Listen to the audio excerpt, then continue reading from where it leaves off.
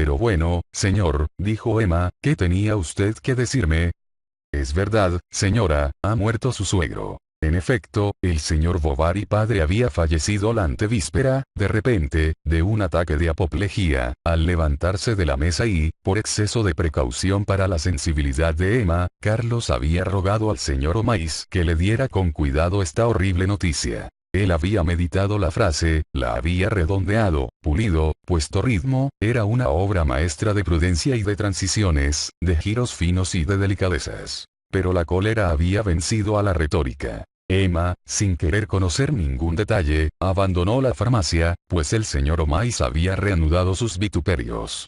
Sin embargo, se calmaba, y ahora refunfuñaba con aire paternal, al tiempo que se abanicaba con su bonete griego. No es que desapruebe totalmente la obra. El autor era médico. Hay en ella algunos aspectos científicos que no está mal que un hombre los conozca, y me atrevería a decir que es preciso que los conozca. Pero más adelante, más adelante.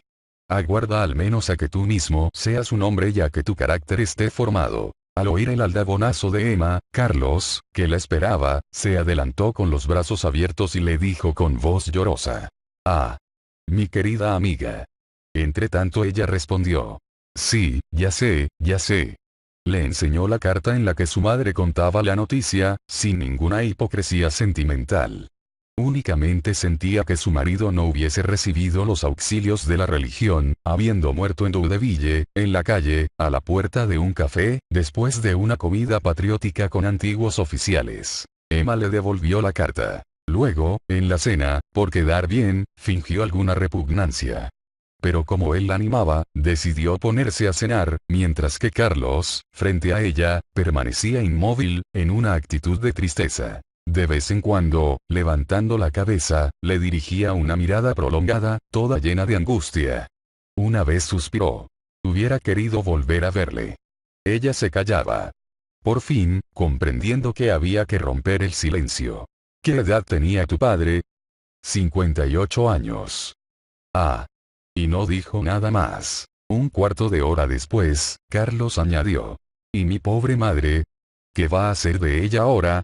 Emma hizo un gesto de ignorancia. Viéndola tan taciturna, Carlos la suponía afligida y se esforzaba por no decirle nada para no avivar aquel dolor que la conmovía. Sin embargo, olvidándose del suyo propio. ¿Te divertiste mucho ayer? Le preguntó. Sí. Cuando quitaron el mantel, Bovary no se levantó, Emma tampoco. Y a medida que ella lo miraba, la monotonía de aquel espectáculo desterraba poco a poco de su corazón todo sentimiento de compasión. Carlos le parecía endeble, flaco, nulo, en fin, un pobre hombre en todos los aspectos. ¿Cómo deshacerse de él? ¡Qué interminable noche! Algo la dejaba estupefacta como si un vapor de opio la abotargara. Oyeron en el vestíbulo el ruido seco de un palo sobre las tablas. Era Hipólito que traía el equipaje de la señora. Para descargarlo, describió penosamente un cuarto de círculo con su pierna de madera. Ya ni siquiera piensa. Se decía ella mirando al pobre diablo de cuya roja pelambrera chorreaba el sudor. Bovary buscaba un octavo en el fondo de su bolsa, sin parecer comprender todo lo que había para él de humillación solo con la presencia de este hombre que permanecía allí, como el reproche personificado de su incurable ineptitud. «Vaya. Qué bonito ramillete tienes», dijo al ver en la chimenea las violetas de León. «Sí», dijo Emma con indiferencia. «Se lo he comprado hace un rato a una mendiga». Carlos cogió las violetas, y refrescando en ellas sus ojos completamente enrojecidos de tanto llorar las olía delicadamente. Ella se las quitó bruscamente de la mano y fue a ponerlas en un vaso de agua. Al día siguiente la señora Bovary madre, ella y su hijo lloraron mucho. Emma, con el pretexto de que tenía que dar órdenes, desapareció. Pasado ese día, tuvieron que tratar juntos de los problemas del luto.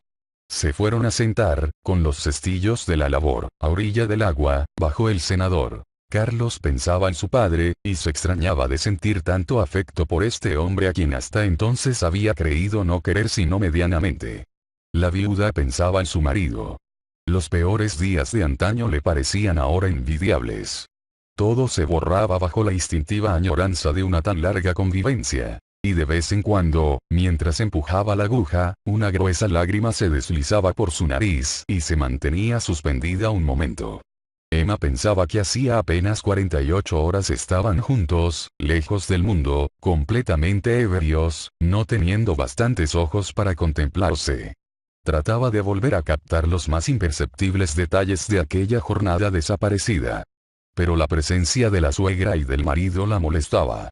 Habría querido no oír nada, no ver nada, a fin de no perturbar la intimidad de su amor que se iba perdiendo, por más que ella hiciera, bajo las sensaciones exteriores. Estaba descosiendo el forro de un vestido, cuyos retales se esparcían a su alrededor. La señora Bovary madre, sin levantar los ojos, hacía crujir sus tijeras, y Carlos, con sus zapatillas de orillo y su vieja levita oscura que le servía de bata de casa, permanecía con las dos manos en los bolsillos y tampoco hablaba. Al lado de ellos, Berta, con delantal blanco, rastrillaba con su pala la arena de los paseos. De pronto vieron entrar por la barrera al señor Leureux, el comerciante de telas. Venía a ofrecer sus servicios teniendo en cuenta la fatal circunstancia. Emma respondió que creía no necesitarlos. El comerciante no se dio por vencido. Mil disculpas, dijo. Desearía tener una conversación particular, privada. Después en voz baja. Es con relación a aquel asunto, ¿sabe? Carlos enrojeció hasta las orejas. Ah. Sí, efectivamente. Y en su confusión, volviéndose a su mujer. ¿No podrías, querida? Ella pareció comprenderle, pues se levantó, y Carlos dijo a su madre. No es nada. Alguna menudencia doméstica. No quería de ninguna manera que su madre conociese la historia del pagaré, pues temía sus observaciones. Cuando estuvieron solos, el señor Leureux empezó a felicitar, con palabras bastante claras, a Emma por la herencia, después a hablar de cosas indiferentes, de los árboles en espaldera, de la cosecha y de su propia salud, que seguía así. En efecto, trabajaba como un condenado, aunque no ganaba más que para ir viviendo, a pesar de lo que decía la gente. Emma le dejaba hablar. Le aburría tanto desde hacía 2 días. Y ya está totalmente restablecida. Continuaba. Mi palabra, que he visto a su pobre marido muy preocupado. Es un buen chico, aunque los dos hayamos tenido nuestras diferencias. Ella preguntó cuáles, pues Carlos le había ocultado la disputa a propósito de las mercancías suministradas. Pero usted lo sabe bien. Dijo Leureux. Era por aquellos caprichos de usted, los artículos de viaje. Se había echado el sombrero sobre los ojos, y con las dos manos detrás de la espalda, sonriendo y silbando ligeramente, la miraba de frente, de una manera insoportable. ¿Sospechaba algo? Ella seguía hundida en un mar de conjeturas. Sin embargo, al final Leureux continuó. Nos hemos reconciliado ahora y venía a proponerle un arreglo. Era la renovación del pagaré firmado por Bovary.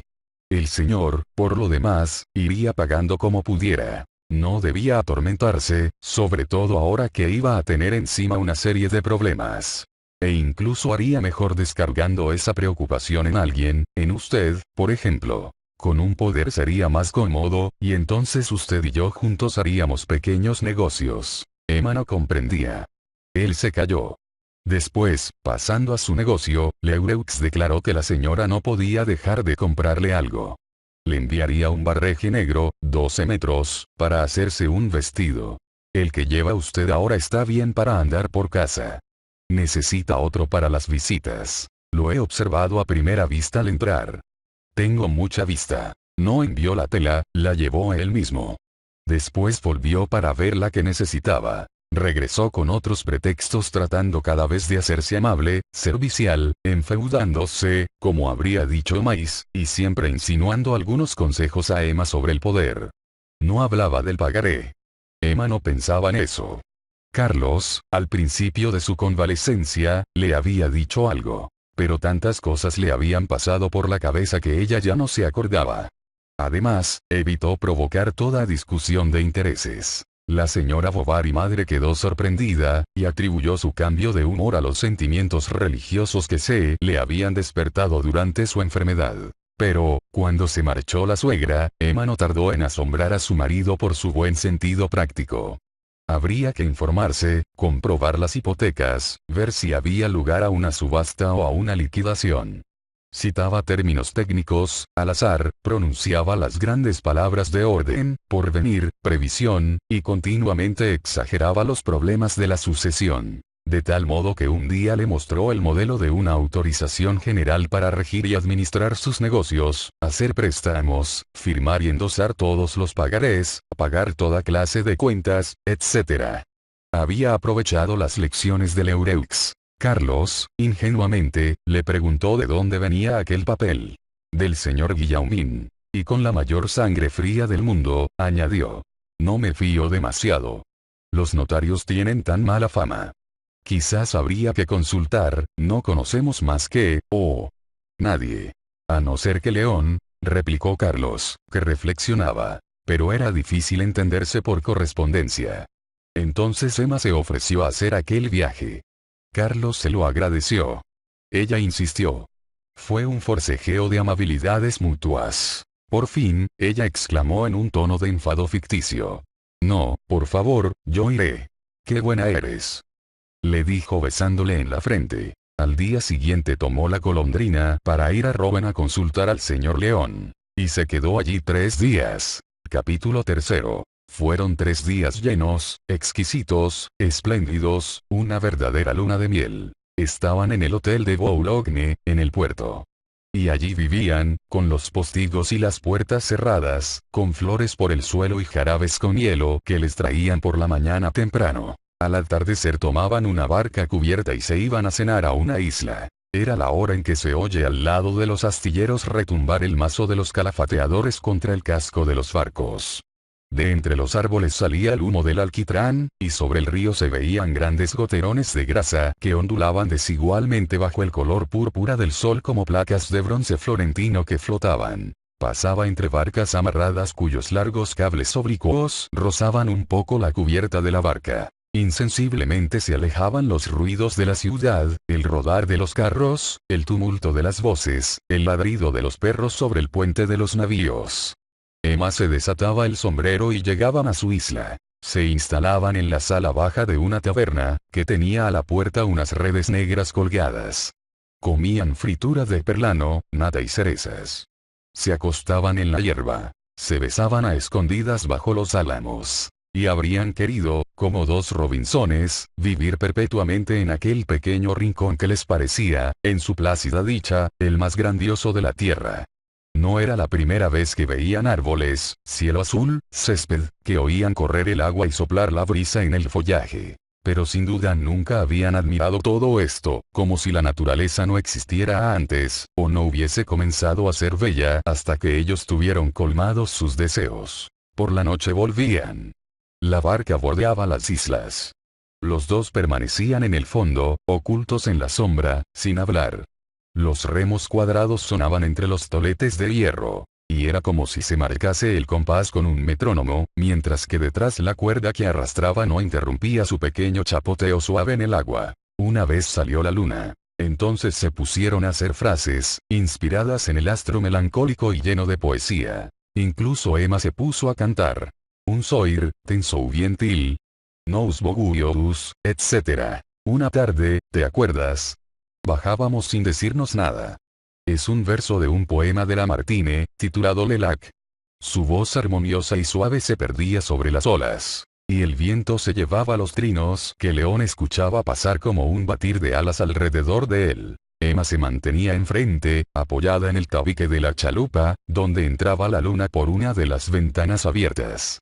Su vestido negro, cuyos pliegues se ensanchaban en abanico, la hacía más delgada y más alta.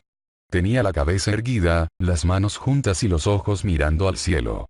A veces la sombra de los sauces la ocultaba por completo, luego reaparecía de pronto como una visión a la luz de la luna. León, en el suelo, al lado de ella, encontró bajo su mano una cinta de seda color rojo vivo. El barquero la examinó y acabó por decir: «Ah.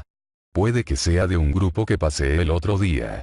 Vinieron un montón de comediantes, señores y señoras, con pasteles, champán, cornetines, y toda la pesca. Había uno sobre todo, un mozo alto y guapo, con bigotito, que era muy divertido, y decían algo así: «Vamos, cuéntanos algo, Rodolfo, me parece». Emma se estremeció. «¿Te sientes mal?» dijo León acercándose a ella. Ah. No es nada.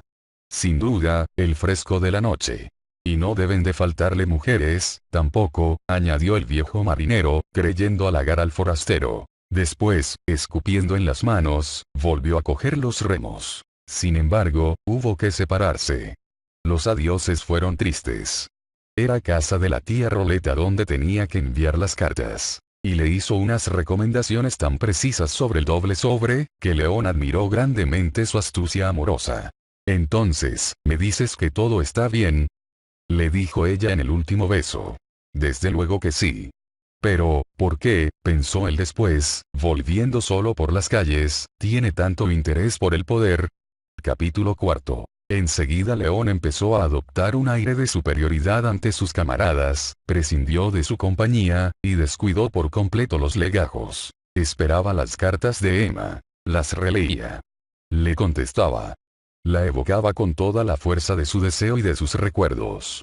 En vez de disminuir con la ausencia, aquel deseo de volver a verla se acrecentó de tal modo que un sábado por la mañana se escapó de su despacho.